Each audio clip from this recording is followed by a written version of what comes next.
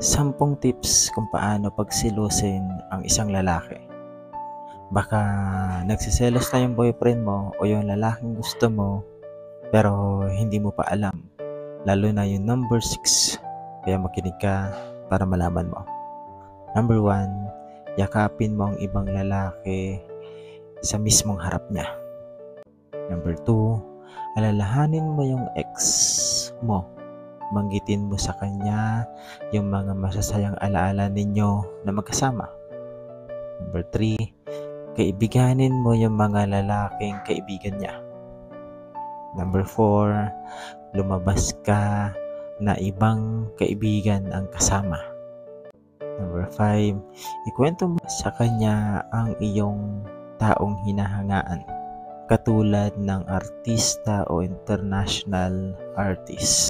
Number 6, sabihin mo sa kanyang mayroong kumukuha ng number mo at iniyayaya kanyang lumabas.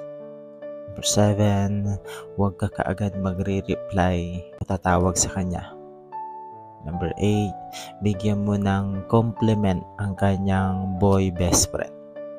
Number 9, sabihin mo sa kanyang nasa trabaho ka kasama ang mga lalaking katrabaho mo. And number 10, i-follow mo ako kung nakatulong ang video na ito. Tandaan mo yan. God bless.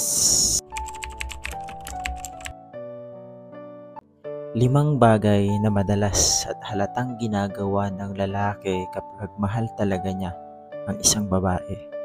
Makinig ka para malaman mo. Number 1, tulog ka pa, may good morning na agad siya sa'yo. Yun tipong sinisigurado niyang pagbati niya ang bubungad sa maganda mong umaga. Number 2, handang magpuyat iyan, makausap o makachat ka lang.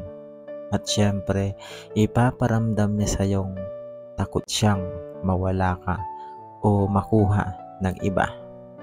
Number 3, never niyang ipaparamdam sa iyong napapagod siya o nagsasawa na sa iyo. Makikita mo palagi at mararamdamang masaya siya kapag kausap ka. Number 4, walang araw na hindi ka kinakamusta kasi sinisigurado niya na okay ka palagi. And number 5, i-follow mo ako para malaman mo talagang mahal ka ng isang lalaki. Tandaan mo yan. God bless.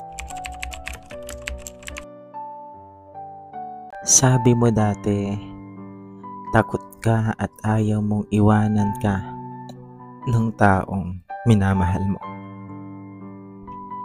Naalala ko pa to. At noong sinabi mo ito, magmula noon, binuhos ko lahat-lahat. Sarili, pagmamahal, oras at assurance para lang sa'yo.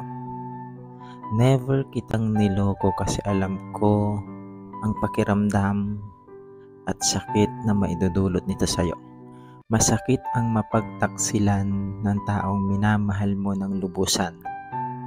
Kaya kusa akong lumayo sa aking mga kaibigan at sa mga taong pinagseselosan mo. Ginawa ko ito ng may pagkukusa. Kasi mahal kita. Gusto ko kasi na maramdaman mong secured ka at maiwasan mo ang pag-overthink sa tuwing hindi tayo magkasama.